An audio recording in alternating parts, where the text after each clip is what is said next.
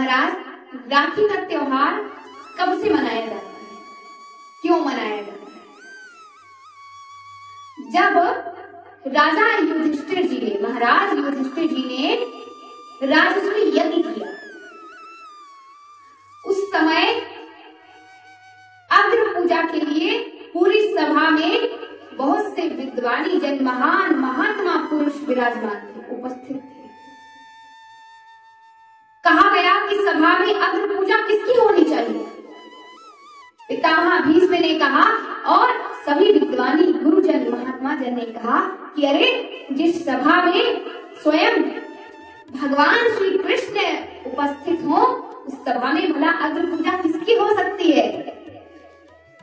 अग्र पूजा तो स्वयं वासुदेव कृष्ण की होगी। पूरी सभा में सभी लोगों ने इस बात में सहमति भर दी, लेकिन शिशुपाल को ये बात पसंद नहीं हुई। महाराज, पसंद आती भी क्यों? क्योंकि शिशुपाल को तो भगवान के कर कमलों से अपना उद्धार करवाना था। इसीलिए शिशुपाल ने भगवान कृष्ण को अग्र पूजा के लिए कहा कि मैं स्वीकार नहीं करता हूं, ये श्रेष्ठ है, ये महान है, इनकी अग्र पुजारी ये तो ग्वाले हैं। अरे भाई, शिशुपाल ने भगवान को जो ग्वाले कहकर संबोधित किया, ये तो बड़े बड़े हर्ष की बात है, बहुत ही सुंदर शब्द है। भाई, ग्वाले के रूप में भगवान ने अपना अवतार लिया और इतनी मधुर लीलाएं की। लेकिन भगवान कृष्ण ने शिशुपाल की माता को ये वचन दिया था कि जिस दिन वो 100 बार भगवान श्री कृष्ण को गाली देगा या अपशब्द कहेगा, 100 बार तो माफ कर देंगे, क्षमा कर देंगे, लेकिन जैसे ही 101 बार यदि उसने कुछ अपशब्द कहा तो भगवान उसे बर्दाश्त नहीं करेंगे, क्षमा नहीं करेंगे, उसका दंड उसे मृत्यु दंड के रूप में देंगे। और महाराज, सभा में हुआ वही कि शिशुपाल ने बिल्कुल विचार नहीं किया और महाराज भगवान कृष्ण को न जाने कितने अपशब्द कहते गया, गाली पे गाली, गाली पे गाली, गाली पे गाली बस देता गया। और महाराज 100 अंक पूरे, 100 गाली की गिनती जैसे ही पूरी हुई और 101वीं बार जैसे ही शिशुपाल ने अपशब्द कहना चाहा, भगवान ने सुदर्शन चक्र चलाया, शिशुपाल का वध हो गया, लेकिन भगवान की उंगली कट गई। भगवान की उंगली कट गई, उंगली से रक्त बहने लगा।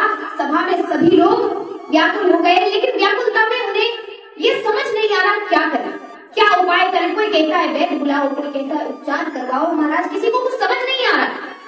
लेकिन माता द्रौपदी ने जैसे ही देखा कि कृष्ण की उंगली से रक्त बह रहा है, वो दौड़ते हुए इतनी व्याकुल होकर दौड़ते हुए गई और कुछ सोचा न समझा और अपनी साड़ी का पल्लू फाड़ दिया और महाराज श्री कृष्ण की उंगली में लपेट दिया। भगवान को कुछ समझ में नहीं आया, इतनी जल्दबाजी, इतनी व्याकुलता में माता द्रौपदी ने, भगवान ने कहा, अरे अरे द्रौपदी, याज्ञसेनी, ये क्या कर रही हो तुम, क्या हुआ? छोटा सा तो ये घाव है, क्या हुआ? तुमने अपनी साड़ी क्यों फाड़ दी? माता द्रौपदी ने कहा, भैया आपको साड़ी की चिंता हो रही? अरे साड़ी तो और आ जाएंगी, क्या आपके होते मुझे साड़ियों की कमी है, बताओ? लेकिन आपकी उंगली से ये रक्त की जो बूंद एक बार बह गई तो ये वापस नहीं आएगी। आपकी उंगली से ये बहते हुए रक्त को देखकर मुझे कितनी पीड़ा हो रही है, ये आप जानते नहीं है क्या? आप भले ही आपको कुछ अनुभव नहीं हो रहा, लेकिन मुझे आपको देखकर बड़ा कष्ट हो। भगवान समझ गए माता द्रौपदी के हृदय में इतना अपार प्रेम भगवान कृष्ण की। भगवान ने कहा, अरे द्रौपदी, आज तुमने मेरी रक्षा की है, आज तुमने मेरी रक्षा की है।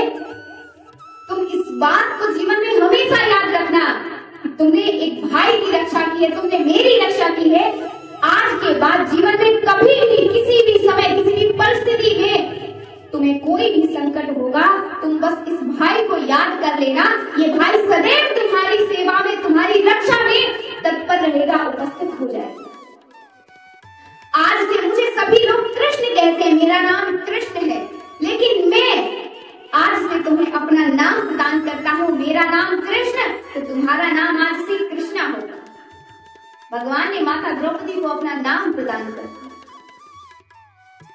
और कहा कि आज के बाद जीवन में कभी भी तुम्हें जरूरत हो, कोई संकट आ जाए तो तुम करे, बस तुम इस भाई को याद कर लेना। एक एक धागे का मोल चुकाएगा ये भाई और जीवन भर तुम्हारे इस ऋण से मुक्त नहीं हो पाएगा। महाराज, समय का खेल देखिए, भगवान की लीला देखिए।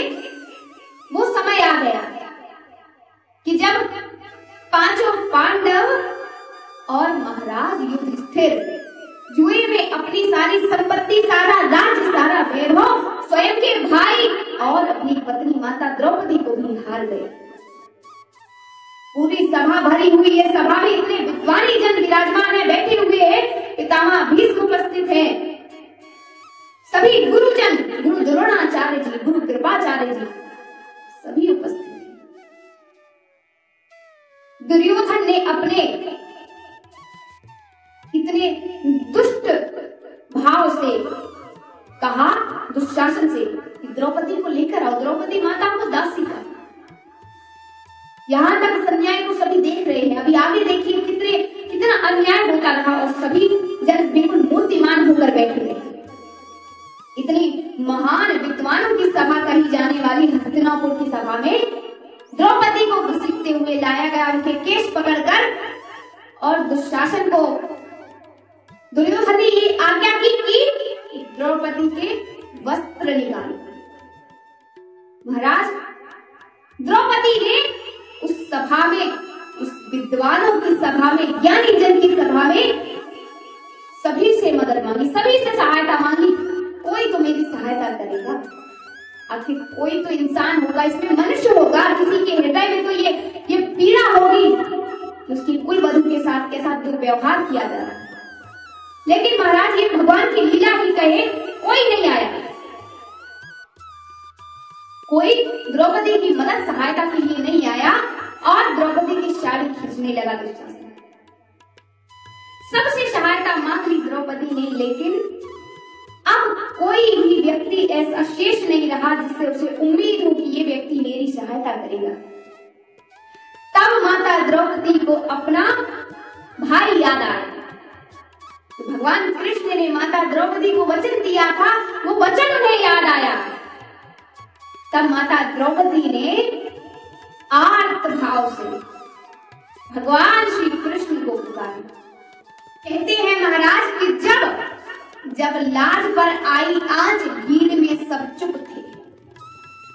कि जब लाज पर आई आंच तो भीड़ में सब चुप थे, एक कृष्ण ही थे जो दूर होकर भी करीब थे। एक कृष्ण ही थे जो दूर होकर भी करीब थे। माता द्रौपदी ने आर्त भाव से भगवान कृष्ण को पुकारा, हे वासुदेव, हे कृष्ण, आज तुम्हें अपनी बहन की लाज बचाने आना ही होगा। और महाराज कृष्ण को पुकारते पुकारते हे कृष्ण, और अपनी साड़ी को संभालना छोड़ दिया और बस दोनों हाथ ऊपर कर लिए, हे कृष्ण, हे कृष्ण। महाराज, अब देर किस बात की? कहते हैं भगवान के घर देर है, अंधेर नहीं। लेकिन भगवान को तुम आर्त भाव से पुकार कर तो देखो, उन्हें देर नहीं लगती है। देर भगवान कभी नहीं करते, देर होती है हमारी भावनाओं में। हम देर कर देते हैं, उन्हें अपना आर्त भाव समर्पण नहीं करते, इसलिए भगवान को देर लग जाती। भगवान परीक्षा में परीक्षा लेते हैं आपको लगता है भगवान देर करते हैं, भगवान के घर देर है, देर उनके घर देर नहीं है, देर हमारे हृदय में, हमारे मन में, हम स्वयं देर करते हैं। माता द्रौपदी ने पुकारा, भगवान तुरंत प्रकट हो गए, एक क्षण का भी विलंब नहीं किया। भगवान अपनी बहन की रक्षा के लिए तुरंत प्रकट हो गए और भगवान ने अखंड चीरावतार लिया। और महाराज माता द्रौपदी का चीर ऐसे बढ़ाया कि महाराज पूरी सभा देखती रह गई। सभी के नेत्र थक गए देखते देखते कि इतना चीर कहाँ से आ रहा है, कैसे ये क्या चमत्कार हो गया, इतना चीर कहाँ से प्रकट हो रहा है। लेकिन चीर का बढ़ना बंद नहीं हुआ, लोगों के नेत्र थक गए, दुशासन खींचते खींचते थक गया, लेकिन चीर का बढ़ना बंद नहीं हुआ। महाराज ये एक भाई का एक वचन की रक्षा के लिए लिया हुआ ये वचन है, इसलिए अपनी बहन को उसकी रक्षा करने का जो वचन दिया है ये अखंड वचन है, जो एक भाई अपनी बहन की रक्षा करने के लिए।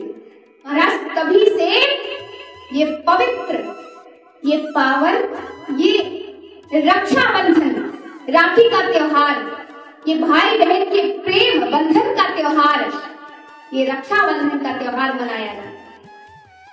एक भाई अपनी बहन की रक्षा के लिए वचन देता है, स्वयं वचन लेता है कि आजीवन मेरी बहन पर कोई भी संकट आएगा तो उसके संकट को आने से पहले मैं उपस्थित रहूंगा। और एक बहन अपने पूरे प्रेम भाव से अपना स्नेह भर के इस रक्षा सूत्र में अपने भाई के जीवन की मंगल कामना करती है, भाई के जीवन की दीर्घायु के लिए उसे रक्षा सूत्र बांधती है। बंधुओं, इसी को कहते हैं रक्षाबंधन का त्योहार।